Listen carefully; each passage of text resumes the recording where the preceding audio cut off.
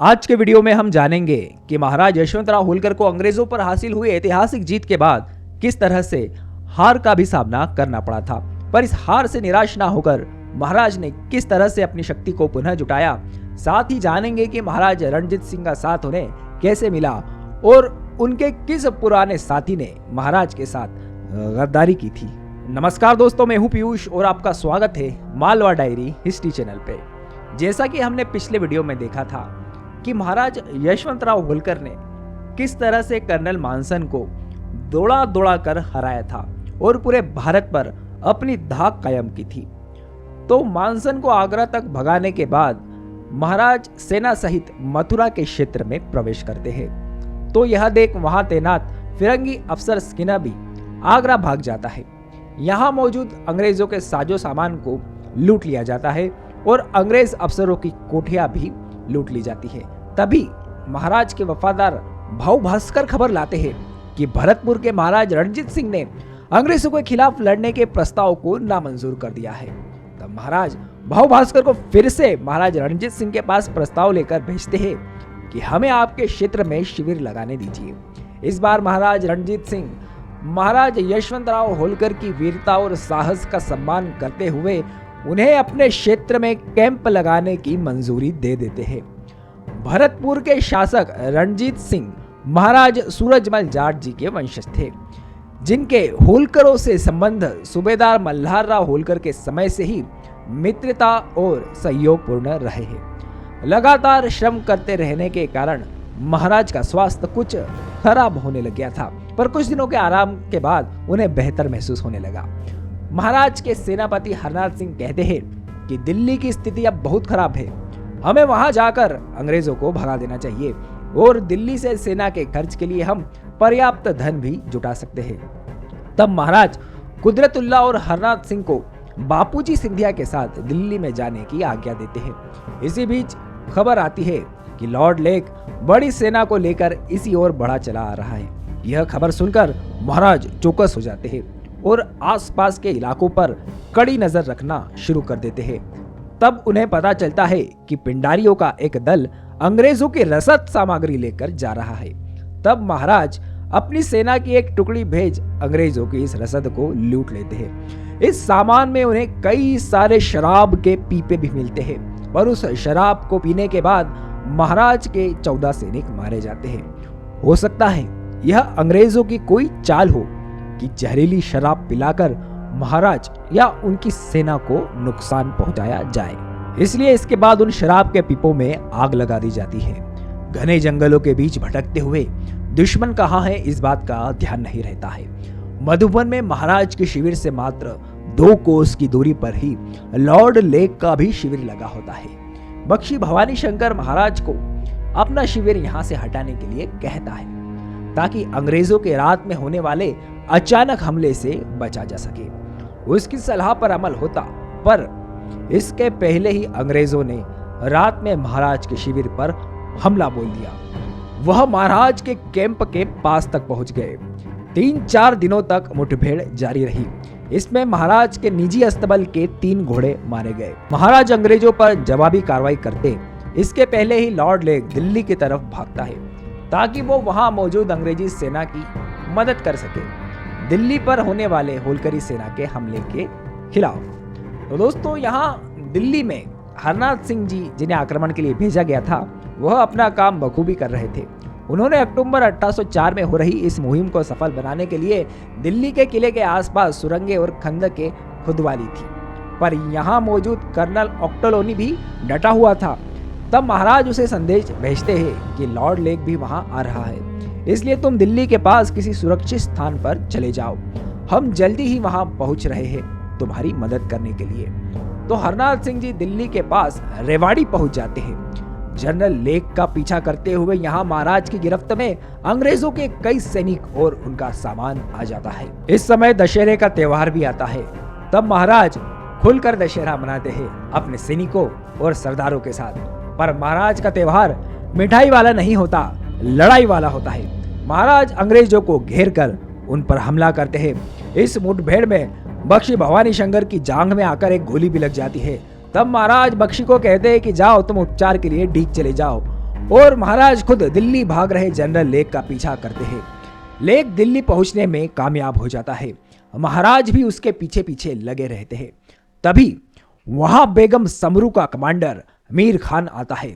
वह बेगम समरू की वफादारी का पैगाम भी लाता है। अब दोस्तों, यह बेगम समरू एक बहुत ही चालाक तवायफ थी जिसका नाम ज़ेबुन्निसा था, जो कि European commander Walter Reginald Samru के साथ रहती थी। इसके पास यूरोपियन और कुछ भारतीय सैनिक भी थे। इसके पास कुछ जागीर भी थी। यह पहले सिंधिया खेमे में अंग्रेजों के खिलाफ लड़ी थी, पर जब सिंधिया खेमे की हार हो गई तो वह ब्रिटिश खेमे में चली गई। यहाँ पर बेगम समरू होलकरों और अंग्रेज दोनों से अपनी वफादारी एक ही समय पे जता रही थी। तो अब आगे महाराज सरवर घाट से जमुना जी को पार कर शामली पहुंचते हैं, जहां ऑफिसर बर्न अपनी सेना के साथ तैनात था। होलकरी सेना उसे घेर लेती है। लॉर्ड लेक यह जानकर बर्न की मदद के लिए शामली की ओर बढ़ता है।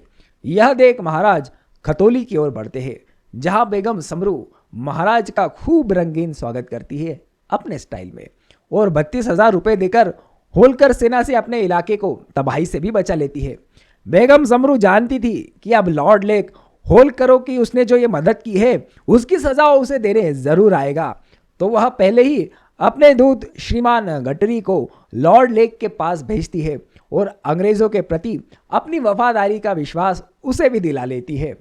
तो दोस्तों, देखा आपने कि बेगम समरू कितनी चालाक और समझदार डिप्लोमेट थी। दोस्तों, यहाँ पर 2000 सिख सरदारों की सेना भी महाराज की रणनीति से कुछ असहमति जताकर उन्हें छोड़कर चली जाती है। अब महाराज का शिविर फर्रुखाबाद में लगा हुआ था।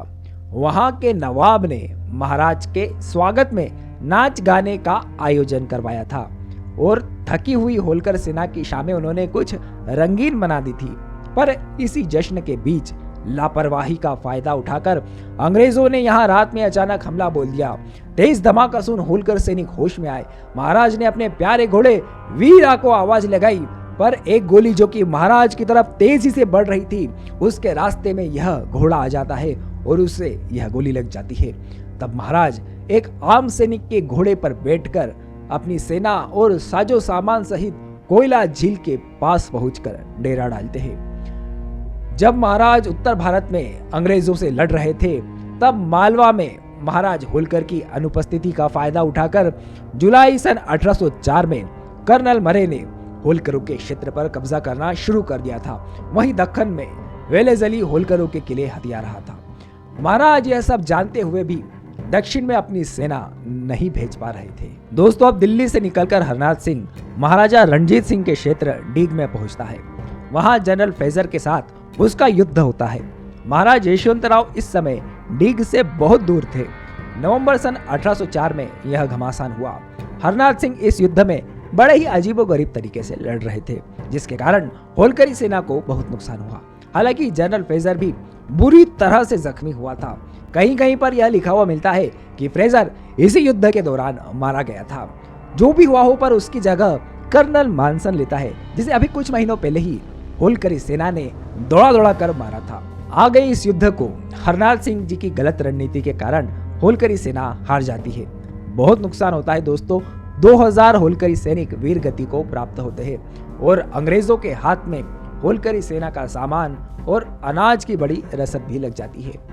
जब महाराज डीग पहुंचते हैं, तब तक अंग्रेज जा चुके थे। अब दोस्तों, जब तक महाराज यशवंत डीग पहुंचते तब तक अंग्रेज जा चुके थे।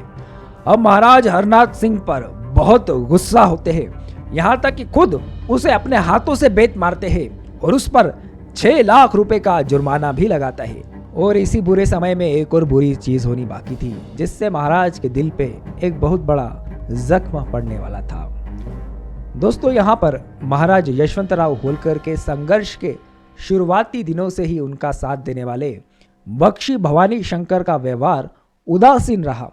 महाराज को बख्शी पर शक होने लगा था कि यार ये क्या कर रहा है, कहीं अंग्रेजों से मिल तो नहीं गया।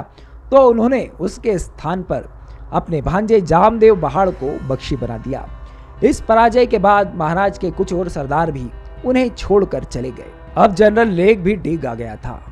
महाराज यशवंतराव ने भरतपुर के महाराज रणजीत सिंह से डीग के किले में अपने सैनिकों के ठहरने और अंग्रेजों के खिलाफ सहायता के लिए भी कहा। महाराज रणजीत सिंह ने तुरंत अपने दीवान राय सिंह जी को महाराज यशवंतराव की सेवा में लगा दिया। होलकरी सेना के साथ अब जाट सेना भी मोर्चेबंदी शुरू कर चुकी थी। महाराज डिग के किले के बाहर की खंदकों के आगे आक्रामक पोजीशन लेके तैनात हो जाते हैं और फिर युद्ध की शुरुआत होती है। कई दिनों तक घमासान युद्ध होता है, पर 23 दिसंबर 1804 में अंग्रेजों की एक तोप का गोला किले की दीवार को नुकसान पहुंचाता है, जिससे अंग्रेजी सेना को किले में दाखिल होने का मौका मिल जाता है और अंग्रेज वहां पर मौजूद युद्ध की सामग्री और गन को अपने कब्जे में ले लेते हैं। यह देखकर महाराज यशवंत वहां पर तेजी से हमला करते हैं और अंग्रेजों से कब्जे में ली गई सारी युद्ध सामग्री को फिर से छुड़ा लेते हैं। देखते ही देखते होलकरी सेना अब मोर्चा छोड़ने लगी थी और भरतपुर की तरफ भागने लगी थी। इस लड़ाई में अंग्रेजों को बहुत फायदा होता है। उन्हें कुछ हथियारों के साथ साल भर से भी ज्यादा चलने वाला अनाज की रसद मिल जाती है। अब महाराज यशवंतराव कुम्हेर में डेरा लगाते हैं। वही कुम्हेर जहां पर सन 1754 में सूबेदार मल्हार राव होलकर के इकलौते पुत्र खंडेराव होलकर जी की मृत्यु हुई थी। इसके पहले डीग और कुम्हेर के मध्य एक किले पर शाह अहमद खान नाम का सरदार होलकरों के लिए रात में एक जश्न का आयोजन लगता है। वहां से 22 कोस की दूरी पर ही अंग्रेजों का एक फौजी शिविर भी लगा हुआ था। अंग्रेजी सेना की एक टुकड़ी ने गढ़ी को घेर लिया, लेकिन महाराज को यह पता चल जाता है कि यह एक षड्यंत्र है उनके खिलाफ और इसमें शाह अहमद खान का ही हाथ है। तब यशवंत राजे तुरंत तलवार खींचते हैं और शाह अहमद खान का सिर धड़ से अलग कर देते हैं। दोस्तों, पर फिलहाल होलकरी सेना की स्थिति बहुत खराब थी और इस बुरे हाल को देखकर कुछ और सरदार महाराज यशवंतराव होलकर को छोड़कर चले जाते हैं, क्योंकि दोस्तों वह कहते हैं ना, विजेता का हर कोई दोस्त और हारे का तो अपने भी साथ छोड़ देते हैं। यहाँ पर गद्दारी के लक्षण दिखा रहा भवानी शंकर महाराज से अपने परिवार को कहीं दूर ले जाने की मांग करता है। महाराज उसे झाड़ते हुए कहते हैं कि ले जाओ, अब तुम अपनी मर्जी के खुद मालिक हो। हरनाथ सिंह जैसे सरदारों को भी पैसे की उगाही के लिए इधर उधर जाना पड़ता है। यह देखकर भरतपुर के महाराज रणजीत सिंह महाराज यशवंतराव से कहते हैं कि ऐसे कैसे लड़ोगे अंग्रेजों के खिलाफ। तब महाराज यशवंतराव कहते हैं महाराज रणजीत सिंह से कि मेरी सेना में पैसों की कमी है, इस कारण उनको तनख्वाह नहीं बांट पा रहा हूँ, जिससे वह निराश होकर इधर उधर भाग रहे हैं। तब महाराज रणजीत सिंह 25,000 रुपये प्रतिदिन का खर्चा उठाने को तैयार हो जाते हैं। यह अच्छी खबर सुन महाराज के सरदार फिर से इकट्ठा होने लगते हैं और तैयारी करते हैं उस युद्ध की जिसके कारण भरतपुर के किले का नाम लोहगढ़ पड़ा। तो क्या हुआ था भरतपुर के इस ऐतिहासिक युद्ध में, जिसे अंग्रेज कभी भुला नहीं पाएंगे, जानेंगे हमारे अगले वीडियो में। तब तक बने रहिएगा मालवा डायरी हिस्ट्री चैनल के साथ, हमें सब्सक्राइब करके।